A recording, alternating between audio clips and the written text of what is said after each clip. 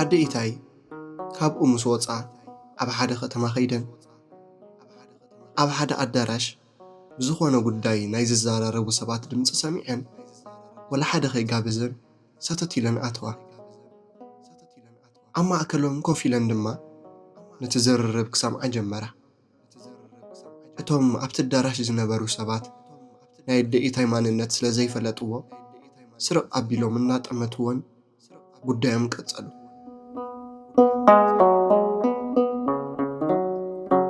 ኣደኢታይ ሃንደበት ብድድ በላ እሞ ከመይ ውዕልኩም ዞም ደቀይ በላ።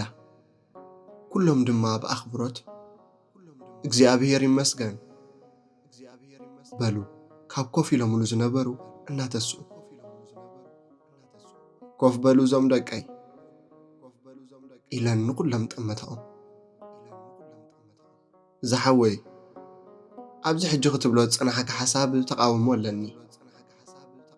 ስምዑ ዞም ደቀይ፣ ገዳም ማለት ዝበሰለ ዝመቀረ መግቢ ዘይብልዖ ዘይስራሓሉ ናይ ትህርምት ናይ ትግሃት ናይ ድኻም ቦታ እምበር ከምዚ ሕጂ ክትብልዎ ዝጸናሐኩም ጮማ ዝብልዓሉ ቦታ ኣይኮነን። እዚ ንኸብቲ በጊዕ ጤል ንሜስን ንኻልኦት ነገራትን ዘዳለኹሞ ገንዘብ ንምንታይ ንቐለብ ሽሮ በርበረ ጨው ሳምና መርፍእ ፈትሊ ላማ ክዳን ለይቲ ዝኣመሰለ ነገራት ገዚእኹም ዘይትዕድልዎም? ንገዳማውያን ዘድልዮም እዞም ነገራት እዚኦም ጥራይ እዮም። ካልእ እንታይ ይረብሕ? ነቦታትናን ኣዴታትናን ጾም መትሓዝን ጾም መፍትሕን ኢልኩም ኣይትጨነቑ። ንመነኮስ ጾም ምትሓዝን ጾም ምፍታሕን ካብ መዓስ ተጀሚሩ? እዚ ነገር እዚ ካብ ድኻም ምስፋሕን ዓለምና ካብ ምዝንጋዕን ወፃኢ ወላ ሓንቲ ጥቕሚ የብሉን በላ።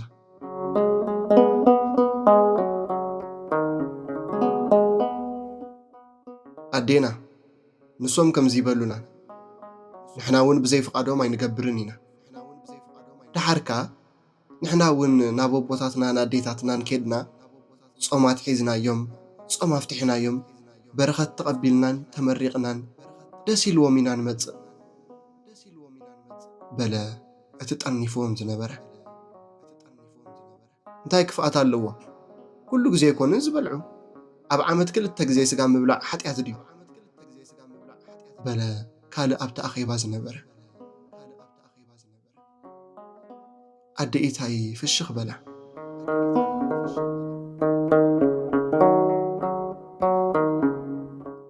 ሰምዑን እዞም ደቀይ፣ ንሶም ደስ ኢልዎም ዝቕበልኩም ዘለዉ መሲሎም ክረኣዩ ከምኡ እዮም ዝደልዩ። ንዓኹም ንምሕጓስን ነቲ ገዳም ብኡ መሰረት ምእመን ክፈልጦ ናይ ኣታዊ ምንጩ ድማ ክውስኽ ብፍላይ ድማ ንዓኹም ክሐጉሱ እምበር ዝበዝሑ መነኮሳት በዚ ጉዳይ እዚ ሕጉሳት ኣይኮኑን። መብዛሕትኦም ብጣዕሚ እዮም ዝበሳጨው። ብንእሽተይ ጀሚርኩም ሕጂ ዓብ ውራይ ምስ ኮነ ንላዕልን ንታሕትን ምባል በዚሕዎም የማርሩ ኣለዉ። ኣወዳቶም ኣዋልዶም ካብ ናይ ማሕበር ስራሕ ተወሳኺ ንዓኹም ሰንኪቶም ጾሚቖም ተቐቢሎም ደስ ከብልኹም ኢሎም ዝደኽምዎ ድኻም መሪርዎም ኣሎ። ኣወዳት ዕንጨይቲ ብምስማር ማይ ብምቕዳሕ ጌሶ ብምውቃጥን ካልኦት ስራሓትን፣ ኣዋልድ እኽሊ ብምቕላው ሕንኩሮ ብምሕንኳር ቅጫ እኽሊ ብምብኳዕ ብምስንካትን ካልኦት ነገራትን ላዕልን ታሕትን እየን ዝብላ። ኣብ ልዕሊኡ ድማ ናይ ማሕበር ስራሕ ጸሎት ዝኣመሰሉ መንፈሳዊ ተግባራት ተወሲኽዎም ዕረፍቲ ስኢኖም። ንስኹም ምስ ከድኩም ድማ ንዓኹም ብምቕባል ብምንክብኻብ ወራኽ እንደይ ክዝርዘር ኣብ ውሽጢ እቲ ድኻም እንታይ ክበልዑ ገና ክጮንዎም ከሎ እዮም ዝጸልእዎ። ብዘይብኡ ኸዓ ትህርምት ኣሎ። ዘይበልዕ ሰብ ይበዝሕ። እቲ ዝበልዕ ከዓ ዝለመዶ ዓይነት ስለ ዘይኮነ ኣይሰማምዖን። በዝን ካልእን ምኽንያት ገጾም ሕጉሳት መሲሎም ይረኣዩ ይኾኑ እምበር ፍጹም ኣይደልይዎን እዮም። እቲ ናይ ቀዳም ሰላምና እንተዝምለሰና እናበሉ እዮም ዘጉረምርሙ።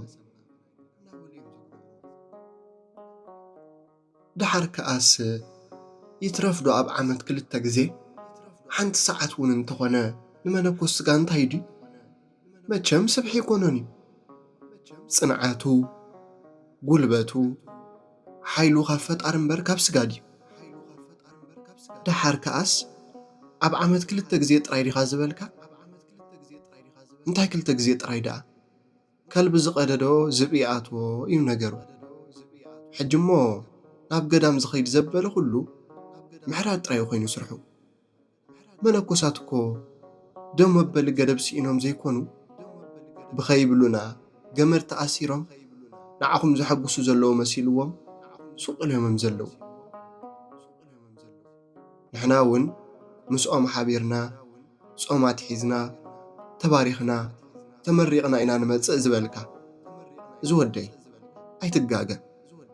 ገዳም ናይ ጾም ናይ ጸሎት ቦታ እምበር ጾም መትሓዚ ጾም መፍትሒ ኮነ። ስለምንታይ ብጾም ብሱባኤ ምስኦም ዘይትቐንዩ? ንምንታይ ቃልቻ ይመስል ደም ምፍሳስ ንምሕራድ ካብ እትኸዱ ንጾም ንሱባኤ ንምዕባር ንምጽላም ምስ ፈጣሪ ብጸሎት ምርኻብ ዘለና ሽግርን ብዙሕ ናይ ህይወት ዓቐበ ቁልቁለትን ምስ ፈጣሪ ክንዘራረብ ዘይንኸይድ? እዚ ጥራይ እዩ ናብ ገዳም ክወስደናን ምስ ኣቦታትናን ኣዴታትናን ከራኽበና ዝግብኦ። እዚ እዩ ጸሎቶምን ምርቓኦምን ዘውህበና ሸኸምና ዘወግደልና እምበር ከም ሓደ ኣብ ዓለም ዝነብር ምእመን ጾም መትሓዚ ጾም መፍትሒልና ዝራብዕ በጊዕ ጤል መስተ ሒዝና ኺድና ናይ ጸጥታን ናይ ሰላምን ናብርኦም ምብልሻውን ዘይለመድዎ ነገር ኣልሚና ዘይቀመስዎ ቐሚስና ካብ ዓለሞም ከም ዝወፁ ምግባር መርገም እምበር እቲ ምርቓ ምርቓ እቲ ምስጋና ከዓ ምስጋና ይኮነልናን እዩ።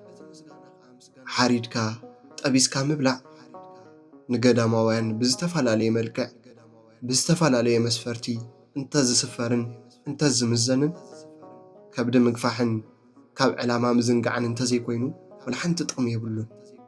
ንወሃቢኡን ንተቐባሊኡን ካብ ግዜያዊ ደስታ ሓሊፉ ወላ ሓንቲ ፋይዳ የብሉን። ምናልባት ግን ንስኹም ይትረፍዶ ዝኹሉ ገንዘብ ኣውፂና ዝኹሉ መገዲ ተጓዒዝና ናይታ መበለት ዕሽሩን እንተኾነ ተቐቢል እዩ ትብሉ እንተኾይንኩም ንሳ ኣብ ቁኑዕ ቦታን ኣብ ቁኑዕ ነገርን እምበር ውህብቶኣ ንናይ ወላ ሓደ ህይወትን ናብራን ዘበላሹ ንምንታይ ተጀመረ እንተዝተርፈና ዘብል ኣይኮነን።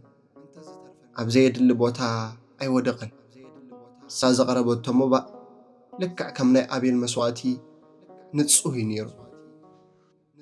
ስለዚ ትሰምዑን እንተለኹም ናብ ገዳም ከድኩም ካብ ትሓርዱ እትጠብሱ ላዕልን ታሕትን ብምባል ንመነኮስያትን መናንያንን ካብ እተድክሙ ኣብኡ ገዲፍኩሞ ብእትኸዱ ጓሓፍ ሕማም ካብ እተጋልጽዎም እዚ ኣብ መንፈሳዊ ካባ ተሓቢኡ መንፈሳዊ ምሲሉ ሕረዱ ሕረዱ እናበለ ዘበራታትዓኩም ኣጉል መንፈስ ሰዓርዎ እሞ ከምቲ ናይታ መበለትን ከም ናይ ኣቤልን መስዋዕትኹም ካብ ፈጣሪ ተቐባልነት ንኽረክብ ከምቲ ቐዲመ ዝበልኩኹም ቀለብን ንናይ ሓደ መነኮስ ናብራ ጠቐምቲ ዝኾኑ ነገራት ጥራይ ግበሩሎም።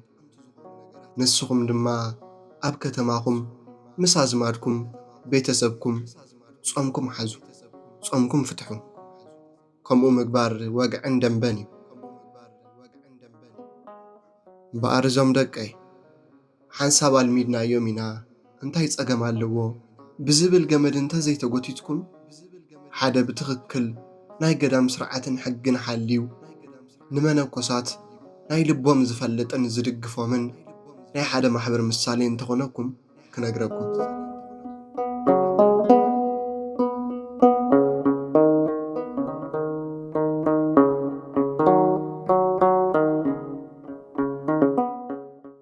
እዚ ማሕበር ልክዕ ከም ዛኸማኹም ኣብ ወርሕና ተኣከቡ መንፈሳዊ ምኽሪ ይመኻኸሩ ብኡ ኣቢሎም ድማ ገንዘብ የዋፅኡ ነበሩ።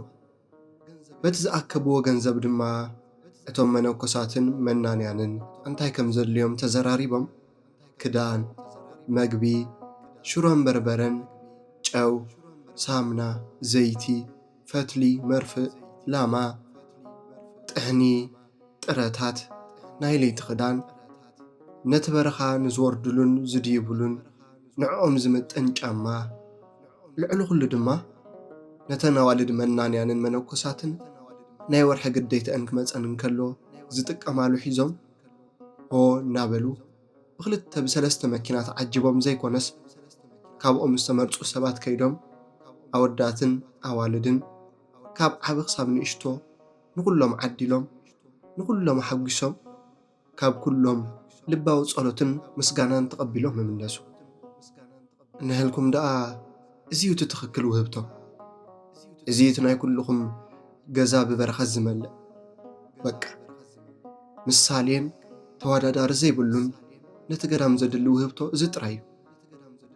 ኣባኹም እኮ ዝራብዕ ንኽመጽእ ንኽሓርድ ላዕልን ታሕትን ካብ ምባል ሓሊፉ ዝበልዕ ዝቐምስ መነኮስ ወይ ከዓ መናኒ የለን። ኣብ ቅድሚኹም ኩሎም መነከሳት ፍሽኽ ፍሽኽ እንተበሉ በሊዖምልና ሰትዮምልና ኢልኩም እንተሓሲብኩም ተገሪፍኩም ኣለኹም። ኣብ ቅድሚኹም ፍሽኽ ክብሉ ስለ ዘለዎም እምበር ደስ ኢልዎ ዝምገብ ብጣዕሚ ውሕድ እዩ። እስኪ ኣስተውዒልኩም ረኣይዎም።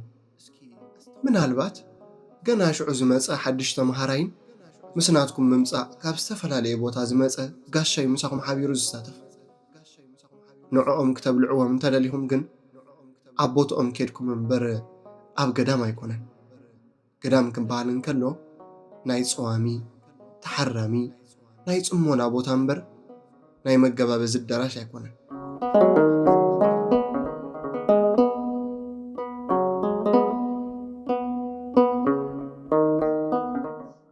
ልዕሊ ኩሉ ዝገርመኒ ግን ከምዚ ሓሚመ ነይረ ከምዚ ተሸጊረ ነይረ ናብዚ ገዳም ጾም መእተዊ ጾም መውፅኢ ናውዲ ዓመት ዝኸውን ሓሪደ ካብ ሕማመይ ሓውየ ስለዚ ኣብ ዓመት ክመጽእ እንከለኹ ብዕራይ በጊዕ ወይ ጤል ክሓርደሎም እየ እናተባህለ እቲ ገዳም ብዙሕ ዝጎደሎ ዘድልዮ ነገር እንከሎ ስለ ከብዲ ዝመበጽዕዎ እዩ።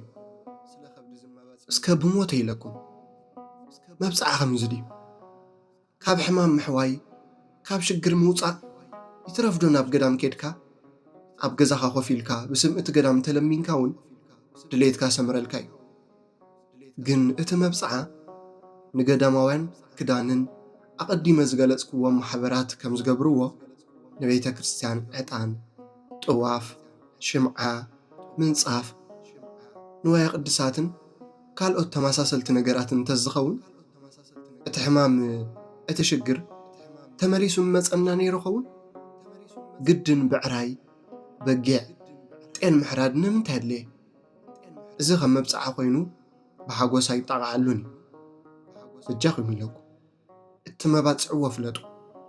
ንገዳማውያንን መነኮሳትን ናይ ዕለት ምግቦም ሂቡ ጾሙ ጸልዩ ትሩፋት ንምግባር ተቐዳደሙ ዝብሎም እምበር ብልዑ ስተዩ ንጾም ብስጋ ተቐበልዎ ጾም ምስ ተወድአ ስጋ ብልዑ ኢሉ ከብዶም ዘስፍሕ ስለ ዘይኮነ እጃኹም ናይ መባእኹምን ናይ ማሕበርኩምን ዕላማ ሓሊኹም ኣስተኻኽልዎ። ከመይ ንመነኮስ ህይወቱ ጾም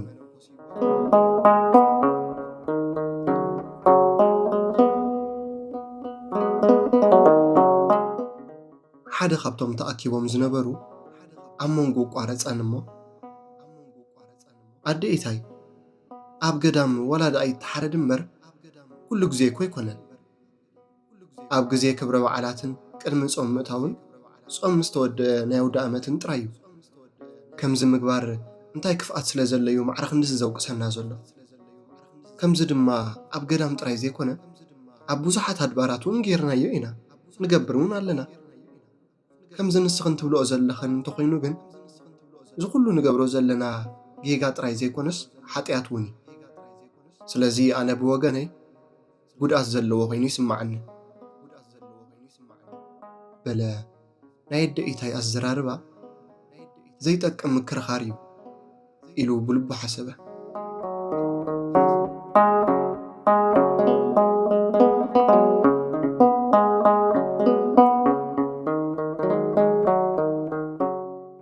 ኣደ ኢታይ ፍሽኽ ኢለን ዝወደይ እዚ ኩሉ ክብሎ ዝፀናሕኩስ ብልክዕ ኣይሰማዕካንን ማለት እዩ። ኣነ ዝበልኩ ናይ ስጋ ድሌት ንስጋ ምንክብኻብ ገዲፎም ንዕኡ ኢሎም ድኻታት ዝኾኑ ንዕኡ ኢሎም ጥዑም ምብላዕ ገዲፎም ክዓብሩ ክጽልሙ ዝሓረረን ዝመረረን ክበልዑ ንዝመረፁ ንኹሉ ገዲፎም ናብ ገዳም ንዝኣተዉ መነኮሳትን መናንያንን ብመትሓዚ ጾምን ኣውደ ዓመትን ምኽንያት ጌርኩም ናብ ቦትኦም ናብ ገዳማት ኬድኩም ጠቢስኩም ኣብሲልኩም ብልዑ ስተዩ ይትበልዎ። ካብ ትሩፋቶም ኣይተጓናድብዎ። ዝተፈላለዩ መግብታትን መስተታትን ወሲድኩም ፈተነ ይትኾንዎ፣ ኣይተድክምዎ፣ ዕንቅፋት እውን ኣይትኾንዎ። እንታይ ደኣ ናብ ገዳም ክትከዱም ከለኹም ንጾም ንጸሎት ኣብ መሬት ንምድቃስ መግቢ ንዘይምምራጽ ንምዕባር ንምጽላም ንስጋኹም ዘይኮነስ ንነፍስኹም መግቢ ምምጋብን ብመንፈስ ቅዱስ ተመሊእኹም ብፈጣሪ ተባሪኽኩም ነፍስኹም ጸጊባ ክትምለስ እምበር ኣብ ዝኸድኩምዎ ገዳም ከም መዘናግዕ ቦታ ንምብላዕ ንምስታይ ኣይኹን። ስለዚ ኸዓ ዝወደይ ከምዚ እየ ዝበልኩም እምበር ኣብ ከባቢኹምን ከተማኹምን ደኣ ይትረፍ ደኣ በዓላትን ኣውደ ዓመትን ኣብ መዓልቲ መዓልቲ እውን ዝመረጽኩሞ ክትበልዑ ዝደለኹምሞ ክትገብሩ ግቡእ ስለ ዝኾነ ዝኽልክለኩም ነገር የለን። ርኢኹም ዞም ደቀይ መጽሓፈ መነኮሳት ካብ ምርኣይ ካብ ምስማዕ ዝመጽእ ብዙሕ ኃጢአት ብዙሓት ካብ ዕላማኻ ዘሰናኽሉ ብመንፈስ ምዝሓል ዘየድሊ ከይብሉኒ ብሓፂሩ ብዙሓት ናይ ናብራ ምፍንቓል ከም ዝመፁ ስለ ዝዛረብ ንስኹም ንጽድቅን ሰናይ ግብርን ሓሲብኩም ኣብ ገዳማት እትገብርዎ ነገር ንመነኮሳትን መናንያንን እዚ ኩሉ ፈተናን ናይ መንፈስ ምዝሓልን ስለ ዘምጽእ ግደፍዎ። ብሰንኪኹም ኣይሰናኸሉ። ወሲኖም ዝኣተውዎ ምናኔ ኣብኡ ንኽጸንዑ እምበር ብናትኩም ግብሪ ንኽፍተኑ ንፈተና ኣጋሊጽኩም ኣይትሃብዎ። ጹሙ፣ ጸልዩ፣ በርትዑ በልዎ። ኣነ ዝበልክዎ እዚ እዩ። እዞም ደቀይ ኣነ ካብ ርእሰይ ዘይኮንኩስ ፈጣሪ ዝለኣኸኒ ዝተኣዘዝክዎ ንሱ ዝመርሐኒ ስለ ዝኾነ ይነግረኩም ኣለኹ። ይትረፍዶ ዝተኣኪብኩምሉ ዘለኹም ኣዳራሽ ይትረፍዶ ምእካብኩም ይትረፍዶ ነፍሲ ወከፍኩም እዚ ኸተማ እውን እንተኾነ ረጊጸ የፈልጥን እየ። ንሱ ባዕሉ መሪሑ እዩ ናብ ዘምጻኒ። ምናልባት ኣብ ገዳም እዚ ክንዘራረበሉ ዝጸናሕና ጉዳይ ንኽቋረጽ ኣበርቲዖም ዝጽልዩ ስለ ዘለዉ ጸሎቶም ሰሚዑ ኸውን። ስለዚ እዚ ዝነገርኩም ኩሉ ንዓኹም ተራ ነገር ኮይኑ ኣብ ልብኹም ከይኣተወ ብፈጣሪ ከም ፍቱውን ቅቡልን ስራሕ ቆፂርኩም እንታይ ኣለዎ ብዝብል ገመድ ተጎቲትኩም ትገብርዎ ዘለኹም ተተቋርጽዎ ጽቡቕ እዩ። ኣነ ግን ካብ ርእሰይ የውሪደ ኣለኹ። ይኣኽለኩም በቃ ወዲእ ኣለኹ። እዝኒ ዘለዎ ይስማዕ፣ ልቦና ዘለዎ የስተውዕል፣ ደሓንኩኑ ኢለን መቆሚያኤን ሒዘን እናበረራ ካብቲ ኣዳራሽ ወፂአን ከዳ። ኣብቲ ኣዳራሽ ዝነበሩ ሰባት ደድሕሪአን ተኸታቲሎም እንተሰዓብዎን ክረኽብዎን ኣይከኣሉን።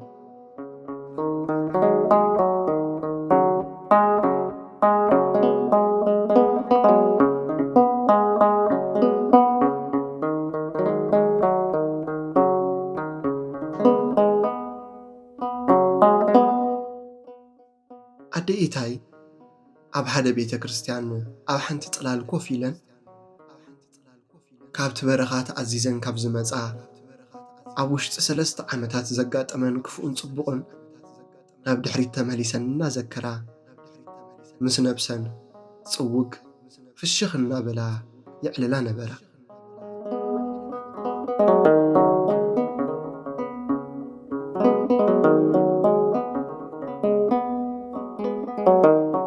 ኣደ ኢታይ ኣብ ሓደ ከተማ እናተዛወራን ከለዋ መንፈሰን ናብቲ ናይቲ ከተማ ፍሉጥ ሆቴል መርሐን እሞ ናብቲ ሆቴል ከዳ ኣብ ውሽጢ ምስ ኣተዋ መነኮሳት ኣብ ጣውላ ከቢቦም ጥረ ስጋ ጥብሲ ኣረቂ ቢራ ሒዞም ረኣዮም ኣደ ኢታይ ንቑሩብ ደቓይቕ ደው ኢለን ኣበላልዖምን ኩነታቶምን ክዕዘባ ድሕሪ ምጽናሕ ናብኦም ጽግዕ ኢለን ከመይ ሓዲርኩም በልኦም እቶም መነኮሳት ብንዕቀት ጥምት ኣቢሎም ደሓን በልወ ኣደ ኢታይ ኣቦታተይ ኣሕዋተይ እዚ ቦታ ክትርከብሉ ክትረኣይሉ ዘለኩም ቦታ ድዩ ሕጂ ኸ ናይ መግቢ ሰዓት ድዩ በላ ኣደይ ንሕና ሽኮር ደም ብዝሒ ዓሶ ስለ ዘለና ሓኪም ዝኣዘዘና መድሃኒት ስለ ንወስድ ኢና ብግዚኡ ንበልዕ ዘለና በሉ ሓኪም ምድራዊ ሓኪም ዝኣዘዘልኩም ትእዛዝ ካብ ምኽባር ሰማያዊ ሓኪም ዝኣዘዞ ምቕዳም ኣይመሓሸን በላ ቁጥዕ ኢለን ናቱ ትእዛዝ ክንጥሕስ ርኢኽና ወረኛ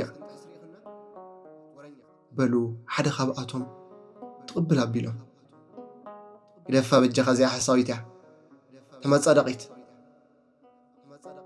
በሉ ኣደ ኢታይ ንምዃኑ ንስኹም ሕማም ኣለኩም ከም ዝተሰጎደ ሳንጣ ከብድኹም እንተተንኪፍካዮ ዝትኮስ ክሳብ ዝመስል ብሱል ምስጥረና ኣገላበጥኩም እንታይ ኮንኩም ኢኹም ተሓሙ እታ ሓኪም ዝኣዘዘልኩም መድሃኒት ኣረቅን ቢራን ድዩ በዓል ኣባለ ከርሱ ከምዚ ምስ በላኦም ሓደ ኣቦ ካብቲ ኮፍ ኢሎምሉ ዝነበሩ ብድድ ኢሎም እዚ ሆቴል ዋርድያ ወይ ሕጊ ዘኽብር የብሉን ድዩ ዝኾነ ጽሉል ኣቲ ክጸርፈና ኢሎም ጨደሩ ሓደ ተኣዛዚ እናጎየ መጺኡ ውፂእ ናይ ምንታይ ጸርፊ እዩ ዝኸ ኢሉ ብሓይሊ ምስ ደፈአን ኣደ ኢታይ ኣብ ትሕቲ ጣውላ ጻሕ ኢለን ወደቓ ዋርድያ መጺእ ኢሉ መን እዩ ዝርብሽ ዘሎ በለ ኣደ ኢታይ ካብቲ ዝወደቐ ክትንሳእ ይፅዕራ ነበረ ከምዚ ኢሉ ከሎ ኣብቲ ሆቴል ዝምገቡ ዝነበሩ ሰባት ነቲ ተኣዛዚ ንምንታይ ከምኡ ጌርካ ትደፍአን ኢሎም ሓነቕዎ ኩሉ ነገር ተበፅበፀ ዋናቱ ሆቴል መጺኡ ነቲ ዝተፈጥረ ዕግርግር እናረጋግአ እዚ ሆቴል እምበር ናይ ስብከት ቦታ ስለ ዘይኮነ ውፃልና ኢሉ ነደ ኢታይ ኣውፅአን ካብቶም ዝምገቡ ዝነበሩ ሰባት ናይ ኣደ ኢታይን ናይቶም ኣቦታትን ምልልስ ይሰምዕ ስለ ዝነበረ ዘንፈላሲት ክብሎ ዝጸንሓ ልክዕ እዩ ስለምንታይ ይብደላ ኢሉ ነቶም ኣቦታት እናነቐፈ ናብ ቦትኡ ተመልሰ ኣደ ኢታይ ክወድቃን ከለዋ ዓባይ ዓባይቱ እግረን ስለ ዝተቖፅየት ምኻድ ሲኢነን ሰንከል እናበላ ወፃ ነዚ ዘኪረን ነታ ዝተቖፅየት ዓባይ ዓባይትአን ድንን ኢለን እናረኣያ ናብ ካልእ ዘኽሪ ተመልሳ